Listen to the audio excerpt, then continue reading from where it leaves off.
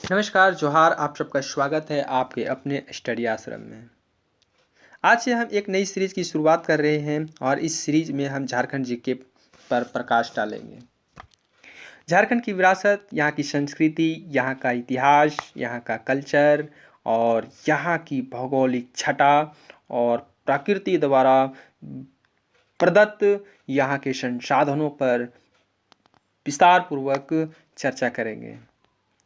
और आने वाले जीएसएससी की सभी परीक्षाओं में जहाँ पर झारखंड से संबंधित क्वेश्चन पूछे जाएंगे उनके लिए यह वीडियो काफ़ी लाभप्रद साबित होंगे। तो एग्ज़ाम पॉइंट ऑफ व्यू को दिमाग में रख करके, जेएसएससी के एग्ज़ाम को दिमाग में रख करके यह वीडियो को तैयार किया जा रहा है। नॉलेज के पॉइंट ऑफ व्यू से देखें तो भी यह काफ़ी फ़ायदेमंद रहने वाली है। तो चलिए इसी आशा के साथ शुरुआत करते हैं पहले क्वेश्चन से। पहला क्वेश्चन है, झारखंड में कुल कितने संसदीय सीटें हैं?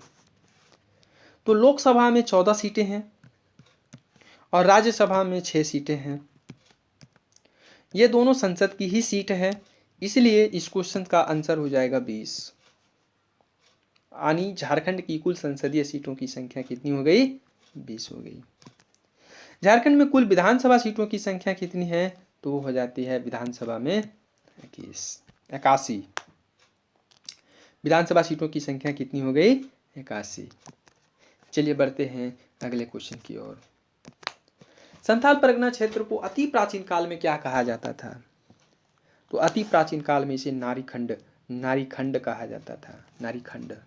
मध्यकाल की बात करें तो मध्यकाल में इसे राजमहल कहा जाता था। राजमहल। अंग्रेजों ने इसे दामिन ये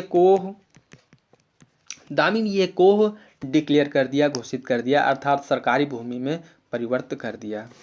इसको लेकर के यहाँ की जनजातियों में काफ़ी आक्रोश पनपी और उन्होंने अंग्रेजों के खिलाफ बगावत शुरू कर दी और इसी संथाल परगना एरिया में संथाल विद्रोह का जन्म होता है। इसके बारे में अधिक चर्चा हम आगे आने वाले वीडियो में आपके साथ करेंगे। चलिए बढ़ते हैं अगले क्वेश्चन की ओर। मयूराक्षी नदी का उद्गम स्थल। तो मयूराक्षी नदी का जो उद्गम स्थल है वो है त्रिकुट पहाड़। त्रिकुट पहाड़। और ये त्रिकुट पहाड़ आपको दुमका जिले में मिलेगी। इसी दुमका जिले में एक प्रसिद्ध मेला लगता है, हिजला मेला, जो एग्जाम में कई बार पूछा जा चुका है कि दुमका का हिजला मेला किस नदी के किनारे लगती है? तो वो है मयूराक्षी नदी। याद रखिएगा।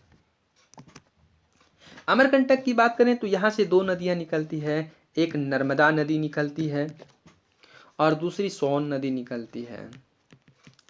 क्या आप हमें बता सकते हैं कि सोन नदी झारखंड के किस जिले को छूकर निकल जाती है? एकमात्र जिला है जिसको टच करके सोन नदी निकल जाती है। ये जो डिस्ट्रिक्ट है, ये जो जिला है वो है गढ़वा। गढ़वा जिलों को सिर्फ टच करते हुए आगे निकल जाती है। चलिए बढ़ते हैं अगले प्रश्न की ओर। बिरसा मुंडा का जन्म किस वर्ष हुआ था? तो बिरसा मुंडा का जन्म 15 नवंबर 1875 ईस्वी को हुआ था। 1895 ईस्वी में बिरसा मुंडा ने मुंडा विद्रोह कर दिया। मुंडा विद्रोह। और बिरसा मुंडा विद्रोह के कारण अंग्रेजों ने इसे गिरफ्तार कर लिया और रांची जेल में बंद कर दिया जाता है। और रांची जेल में 9 जून 1900 ईस्वी को हैजे के कारण इनका देहांत हो जाता है और बिरसा मुंडा हमेशा के लिए प्रसिद्ध हो जाते हैं, अमर हो जाते हैं। 1857 की बात करें तो 1857 की क्रांति झारखंड में भी आपको देखने को मिलेगी। हम बात करते हैं 3 प्रमुख जगहों पर। पहला, रांची। रांची से पांडे गणपत राय।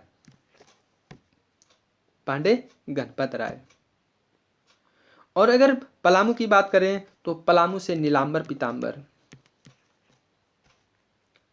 और सिंहभूम की बात करें तो पुरहाट राजा अर्जुन सिंह।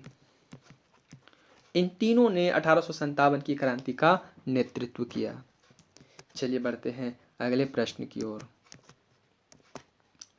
झारखंड में काली मिट्टी कहाँ पाई जाती है?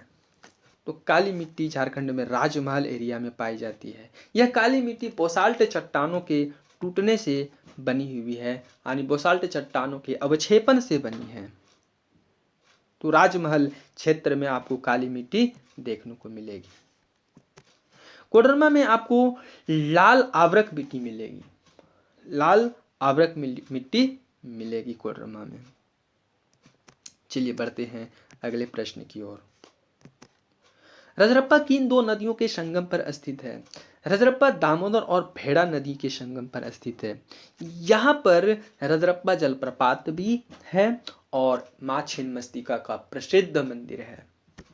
माँ छिन्नमस्तिका का प्रसिद्ध मंदिर है और यह रामगढ़ जिला के अंदर आता है, रामगढ़ जिला में पड़ता है रजरप्पा।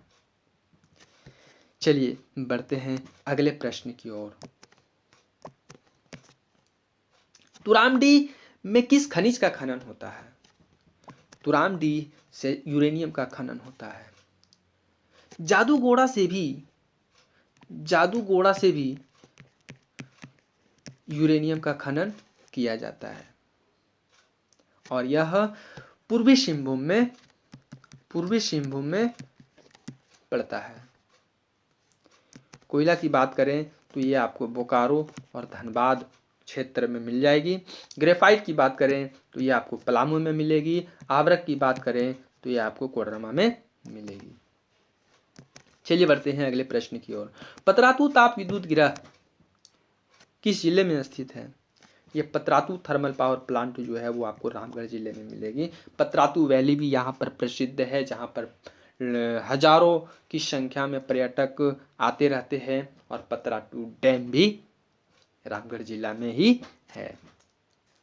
बोकारो की बात करें तो यहाँ पर आपको एक बोकारो थर्मल पावर प्लांट मिल जाएगा, बोकारो थर्मल पावर प्लांट मिल जाएगा और चंद्रपुरा थर्मल प्लांट भी आपको मिल जाएगा। इन दोनों जगहों पे बिजली का उत्पादन होता है। धनबाद की बात करें तो धनबाद में आपको दो प्रमुख डैम मिल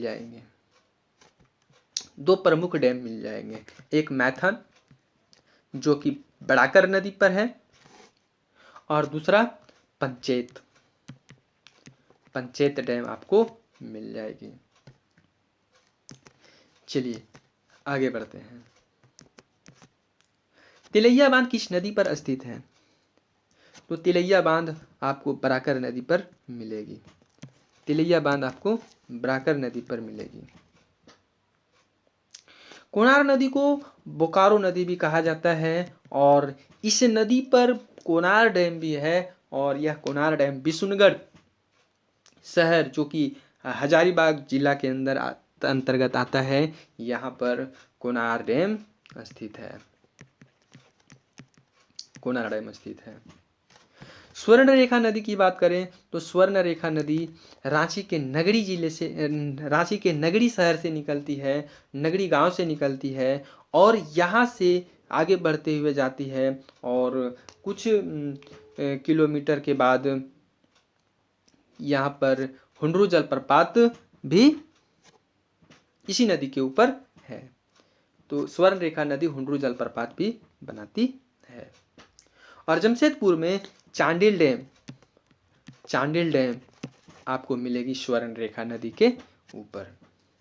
दामोदर नदी की बात करें तो दामोदर नदी के ऊपर प्रसिद्ध डैम है और यह है तेनूघाट डैम जो कि पेट्रावार बोकारो में पड़ती है। पेट्रावार बोकारो में पड़ेगी। ठीक है, चलिए अगले क्वेश्चन की तरफ चलते हैं। भारत का पहला तांबा उत्पादन खान कहाँ स्थापित किया गया है? तो भारत का पहला तांबा उत्पादन खान जो है वो घाटशिला में स्थापित किया गया है और ये घाटशिला कहाँ है? तो जमशेदपुर में आपको मिलेगी, पूर्वी सिंहभूम में आपको मिलने वाली है, पूर्वी सिंहभूम में। माराफारी बोकारो का पुराना नाम है, जहाँ पर अभी बोकारो स्टील प्लांट है उस क्षेत्र को माराफारी कहा जाता है। साक्षी जो है वो जमशेदपुर में है, यहाँ पर टाटा स्टील प्लांट की स्थापना की गई है, यानी साक्षी जमशेदपुर का पुराना नाम है। चलिए आगे बढ़ते हैं। झारखंड में लिंगानुपात क्या है? तो सबसे पहले लिंगानुपात समझ लेते हैं। लिंगानुपात प्रति 1000 पुरुष पर महिलाओं की संख्या, फीमेल की संख्या को लिंगानुपात कहा जाता है। और झारखंड में यह लिंगानुपात 947 है। झारखंड में सबसे ज्यादा लिंगानुपात कौन से जिला में है? तो वो है पश्चिमी सिंहभूम, 1005 पश्चिमी सिंहभूम। सबसे कम लिंगानुपात कहाँ है? तो ये आपको मिल जाएगी धनबाद में, सबसे कम लिंगानुपात। चलिए आगे बढ़ते हैं। घोटुल क्या है? घोटुल संथाल जनजाति का युवा गिरह है। युवा गिरह की बात करें तो एक ऐसी गिरह है, एक ऐसी संस्था है, आज के कंटेक्स्ट की बात करें तो एक शिक्षण संस्था है। आज की कंटेक्स्ट की बात करें तो इस शिक्षण संस्थान में संथाल जनजाति के युवक युवतियों दोनों को, चूंकि दोनों को अलग अलग रखा जाता था, लेकिन दोनों के लिए बनी हुई थी और दोनों को सामाजिक ज्ञान दिया जाता था ताकि वो एक अच्छे सामाजिक व्यक्ति बन सके, व्यक्ति के अंदर सामाजिक निर्माण हो सके। सामाजिक बहिष्कार की सजा जो संथाल जनजाति में है वो बहुत ही कठोर सजा है और इस सजा को बिटलाहा कहा जाता था। बिटलाहा याद रखिएगा, क्वेश्चन पूछने वाला है, सीधा सीधा क्वेश्चन पूछने जाएगा कि बिटलाहा क्या है, घोटुल क्या है, तो आपको याद रखना है सब चीजें। वधु मूल्य की बात करें तो वधु मूल्य को पौन टका कहा जाता है, पौन टका या फिर सिर्फ पौन बोला जाता है। दोनों में से कुछ भी हो रह सकता है आपके एग्जाम में, तो पौन टका या पौन। तो वधु मूल्य क्या है? जिसे आजकल हम लोग दहेज बोलते हैं, वो वधु मूल्य है। चलिए आगे चलते हैं। अंजन धाम। तो अंजन धाम भगवान श्री राम के परम भक्त भगवान श्री राम के परम भक्त हनुमान की माता का नाम अंजना थी और यहां पर देवी अंजना की ही मूर्ति लगी हुई है और यह गुमला जिले में पड़ती है। और ऐसा माना जाता है कि हनुमान जी का जन्म यही अंजना धाम में ही हुआ था। गिरिडीह की बात करें तो आपको यहां पर पारसनाथ पहाड़ मिलेगी, हिरनी जलप्रपात मिलेगी और खंडोली आपको मिलेगी। ये सारी चीजें आपको गिरिडीह में देखने को मिलेगी। देवघर में प्रसिद्ध बाबा वैद्यनाथ का मंदिर आपको मिलेगा, बाबा वैद्यनाथ मंदिर 12 ज्योतिर्लिंगों में से एक। भगवान शिव शंकर, यहाँ पर श्रावणी मेला भी लगता है, पूरे 1 महीना का मेला, जो झारखंड का सबसे बड़ा मेला कहा जाता है। जमशेदपुर की बात करें तो यहाँ पर आपको डिमना लेक देखने को मिल जाएगा, डलमा वाइल्ड लाइफ सेंचुरी मिल जाएगी, चांडिल डैम मिल जाएगा, डलमा वाइल्ड लाइफ सेंचुरी मिल जाएगी, डिमना लेक मिल जाएगा। ये सारी चीज़ें आपको यहाँ पर देखने को मिल जाएगी। चलिए आगे बढ़ते हैं। पशु पर्व से संबंधित चित्रकारी आपको बताना है कि इनमें से कौन सा चित्रकारी जो है वो पशु पर्व से संबंध रखता है। जादू पटिया, जादू समुदाय के द्वारा यह चित्रकारी किया जाता है और संथाल जनजाति में जादू समुदाय को पुरोहित का दर्जा प्राप्त है। कोहबर की बात करें तो कोह का मतलब होता है गुफा और वर का मतलब होता है दुल्हा यानी गुफा में विवाहित जोड़ा, दुल्हा। तो इसकी चित्रकारी और प्रजनन की चित्रकारी गुफा में की गई है और इस चित्रकारी का माध्यम बनाया गया है पशुओं को, पक्षियों को और पत्तियों को, पेड़ पत्तियों को, फूल पत्तियों को बनाया गया है माध्यम। सोहराई की बात करें तो सोहराई का अर्थ होता है झाड़ू नुमा छड़ी से पशुओं को मारना, झाड़ू-नुमा छड़ी से पशुओं को मारना। तो इस प्रश्न का आंसर हो जाता है आपका सोहराय। सोहराय। चलिए बढ़ते हैं अगले प्रश्न की ओर। किस भाषा के लिए ओलचिकी लिपि आविष्कृत की गई है? तो एकमात्र जनजातीय भाषा संथाली है जिसकी अपनी लिपि है और इस लिपि का नाम है ओलचिकी लिपि। इस ओलचिकी लिपि का आविष्कार रघुनाथ मुर्मू, जो कि एक आदिवासी व्यक्ति है, काफी प्रसिद्ध व्यक्ति है, रघुनाथ मुर्मू। इन्होंने ओलचिकी लिपि का आविष्कार किया था।